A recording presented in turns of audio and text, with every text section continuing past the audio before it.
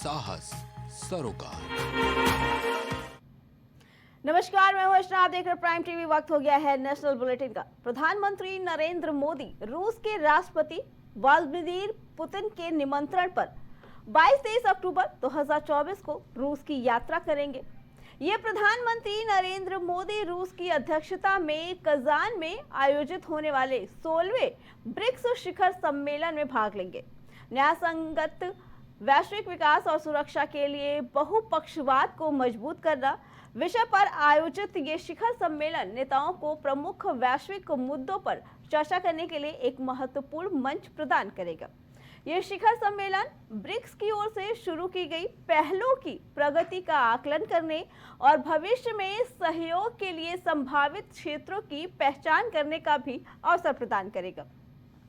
अपनी यात्रा के दौरान पीएम मोदी रूस में ब्रिक्स सदस्य देशों के अपने समकक्षों और आमंत्रित नेताओं के साथ द्विपक्षीय बैठकें भी कर सकते हैं। दरअसल रूस इस साल ब्रिक्स की अध्यक्षता कर रहा है। ब्रिक्स में ब्राजील, रूस, भारत, चीन और दक्षिण अफ्रीका शामिल हैं।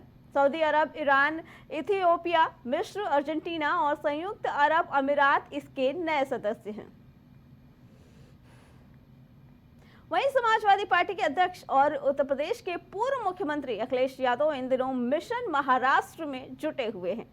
उनकी कोशिश महाविकास अघाड़ी में रहकर अधिक से अधिक सीटें सपा के पाले में लाने की है। इसी के मद्देनजर अखिलेश यादव महाराष्ट्र पहुंचे, जहां उन्होंने कहा कि हरियाणा का हारा हुआ चुनाव बीजेपी ने जीत लिया, लेकिन झारखंड और महाराष्ट्र इंडिया गठबंधन ही जीतेगा। महाराष्ट्र में हमें महासावधान रहना पड़ेगा। बताया जा रहा है कि अखिलेश यादव ने महाराष्ट्र में सपा के प्रदेश अध्यक्ष अबू आजमी के साथ बैठक की। इसके बाद उन्होंने कहा कि महाराष्ट्र की महाविकास अघाड़ी से सपा की 12 सीटों की मांग बिल्कुल सही है। महाराष्ट्र में समाजवादी पार्टी ज्यादा से ज्यादा सीटों पर जीत कर आएगी। हमें उम्मीद है कि जहां सपा जीतेगी वहां एमवीए सीट देगा। उत्तर प्रदेश के बहराइच जिले में बीते दिनों जमकर हिंसा हुई थी। वहीं इस घटना के बाद इलाके में काफी तनाव था। इस घटना के बाद पुलिस ने अब तक 31 आरोपियों को जेल भेज दिया। वहीं प्रशासन ने अब इलाके में अवैध निर्माण पर बुलडोजर चलाने की भी तैयारी कर दी है। बहराइच दंगे के मुख्य आरोपी अब्दुल हमीद के घर के साथ साथ 23 घरों पर अवैध निर्माण का नोटिस जारी किया गया है, जिनमें से 19 घर मुस्लिम और 4 घर हिंदुओं के हैं। इस नोटिस में कहा गया कि अगर मध्य सड़क से 60 फीट के दायरे में उनका घर है तो निर्माण की परमिशन कॉपी दिखाएं, वरना निर्माण स्वयं तोड़ना होगा। साथ ही जिन घरों पर बुलडोजर चलेगा उन पर लाल निशान भी लगाया गया। निशान लगने से लोगों के मन में डर का माहौल भी बना। बता दें कि इसके बाद से ही लोगों ने अपने घर और दुकानों को खुद खाली करना शुरू कर दिया।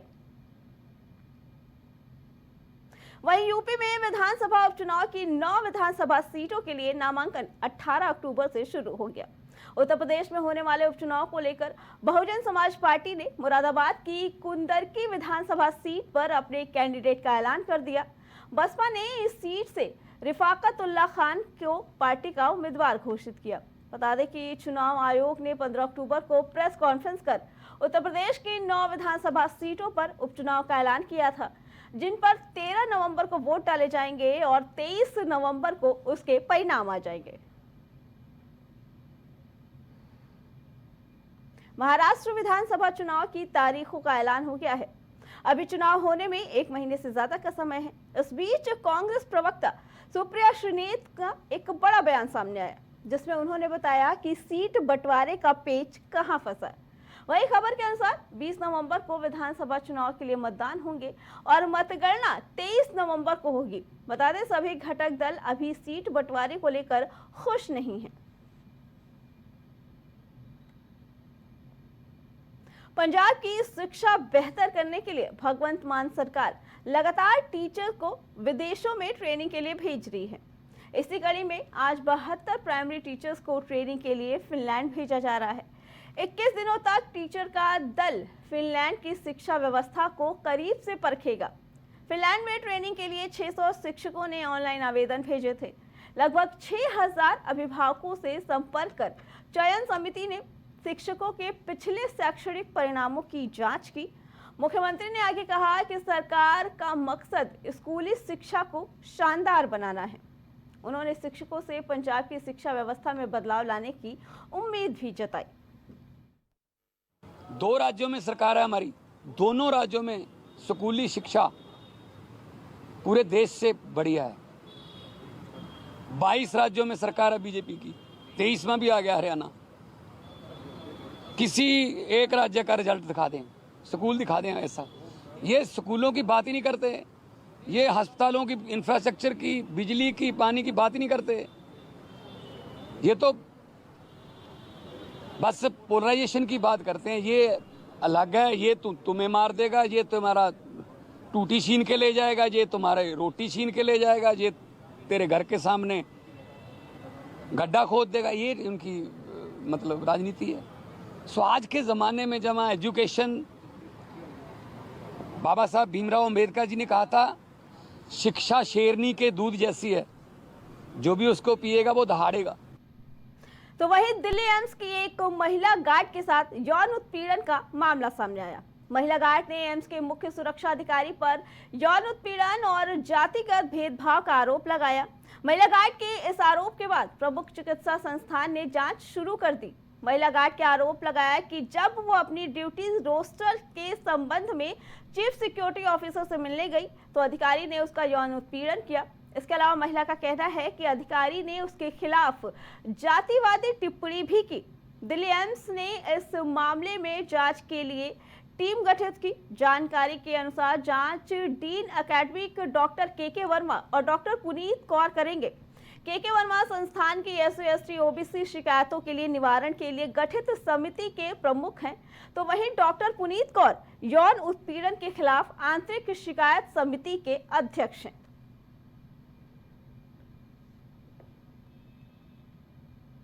बिहार के बांका में तेज रफ्तार कार ने कई श्रद्धालुओं को कुचल दिया।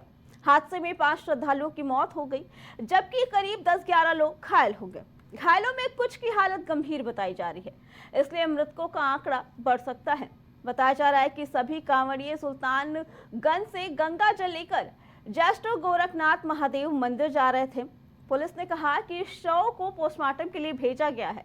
घटना से गुस्साए लोगों ने एक मुस्लिम के वाहन में आग लगा दी और रोड पर जाम लगाकर हंगामा करना शुरू कर दिया। सूचना मिलते ही जिले के आला अधिकारी मौके पर पहुंचे और भीड़ को शांत कराया। स्थिति शांतिपूर्ण है और प्रशासन पूरा सहयोग कर रहा है। फिलहाल उनका कहना है कि हम घटना की जांच कर रहे हैं।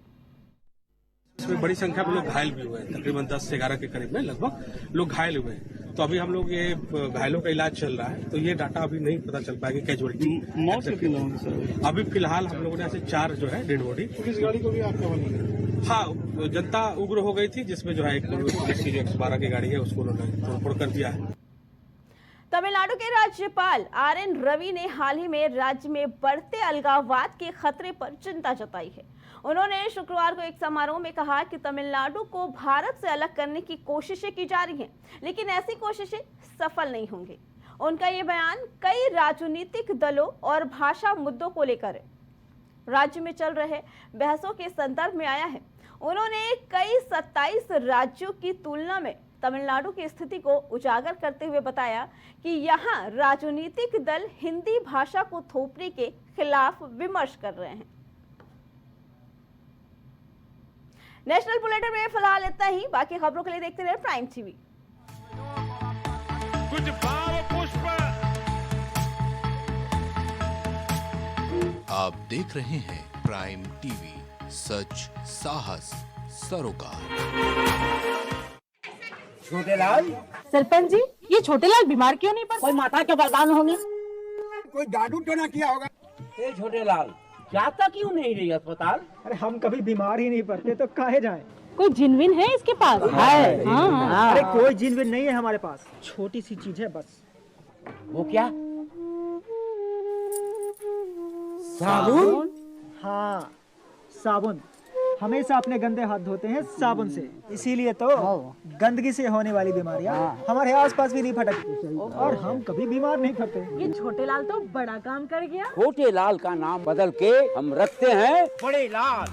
आप भी छोटे से साबुन से बड़ा सा काम करें। शौच करने या बच्चों को शौच करवाने के बाद, खाना खाने और खिलाने से पहले साबुन से खुद भी हाथ धोएं और परिवार में भी सबको इसकी आदत डालें। ज्यादा जानकारी के लिए आशा, एएनएम या आंगनबाड़ी दीदी से बात करें। झारखंड सरकार द्वारा जनहित में स्वच्छ सर्वेक्षण 2022 से 2023 में झारखंड को देश में दूसरा स्थान प्राप्त हुआ है। इसके लिए झारखंड सरकार को सम्मानित किया गया है। नई दिल्ली स्थित ताल कटोरा स्टेडियम में राष्ट्रपति द्रौपदी मुर्मू की मौजूदगी में केंद्रीय आवासन एवं शहरी कार्य मंत्री हरदीप सिंह पुरी ने स्वच्छ सर्वेक्षण 2022 से 2023 में झारखंड को 100 शहरी निकायों वाले राज्यों में देश के सेकंड टॉपर राज्य का सम्मान प्रदान किया। झारखंड सरकार इस अवसर पर सभी राज्यवासियों का आभार व्यक्त करती है और आशा करती है अपने आसपास साफ सफाई का विशेष ध्यान रखते हुए आगामी त्योहारों को मनाए। जय जौहार, जय झारखंड। छोटे लाल, सरपंच जी, ये छोटे लाल बीमार क्यों नहीं पड़ते? कोई माता के वरदान होंगे। कोई जादू टोना किया होगा। ए छोटे लाल, जाता क्यों नहीं रही अस्पताल? अरे हम कभी बीमार ही नहीं पड़ते तो काहे जाएं? कोई जिनविन है इसके पास? है। हाँ। अरे कोई जिनविन नहीं है हमारे पास, छोटी सी चीज है बस। वो क्या? साबुन? हाँ, साबुन। हमेशा अपने गंदे हाथ धोते हैं साबुन से, इसीलिए तो गंदगी से होने वाली बीमारियां हमारे आसपास भी नहीं फटकती और हम कभी बीमार नहीं पड़ते। ये छोटे लाल तो बड़ा काम कर गया। छोटे लाल का नाम बदल के हम रखते हैं बड़े लाल। आप भी छोटे से साबुन से बड़ा सा काम करें। शौच करने या बच्चों को शौच करवाने के बाद, खाना खाने और खिलाने से पहले साबुन से खुद भी हाथ धोएं और परिवार में भी सबको इसकी आदत डालें। ज्यादा जानकारी के लिए आशा, एएनएम या आंगनबाड़ी दीदी से बात करें। झारखंड सरकार द्वारा जनहित में हम विधाता की अजब कारीगरी समझे नहीं, हस्तरेखा की कुटिल बाजीगरी समझे नहीं, शब्द के संजाल में उलझे रहे हम उम्र भर, मौन से अभिव्यक्ति की जादूगरी समझे नहीं। पत्थर की तरह फिर क्यों मेरा दिल बना दिया, हो जो चाहते थे तुम लो वही हमने कर दिया, हम कत्ल हो गए तुम्हें कातिल बना दिया। गालियां पचाएवा विपन्नता का विष पिए, घर आके किंतु निज बच्चों को दुलार दे। हयात का एक साल बदला मगर हमारा ना हाल बदला, और अभी तो थे हम ख्याल मेरे, अभी तो थे हम ख्याल मेरे, तुम्हारा कैसे ख्याल बदला। कि होती हैं जो क्रोधित तो भेद खोलती हैं सारे, होती हैं जो क्रोधित तो भेद खोलती हैं सारे, प्रेम वाली पाती की ढुलाई मांग लेती हैं। कुछ रात के सन्नाटों की धमक, कुछ नूर फहम तारों की चमक, कुछ बह के नजारे बहती उमर रेशम सी तमन्ना मीठी कसक। एक रेल का डिब्बा तन्हा हम, एक रेल का डिब्बा तन्हा हम, काश होता कोई अपना हमदम, कटता ये सफर धीरे धीरे।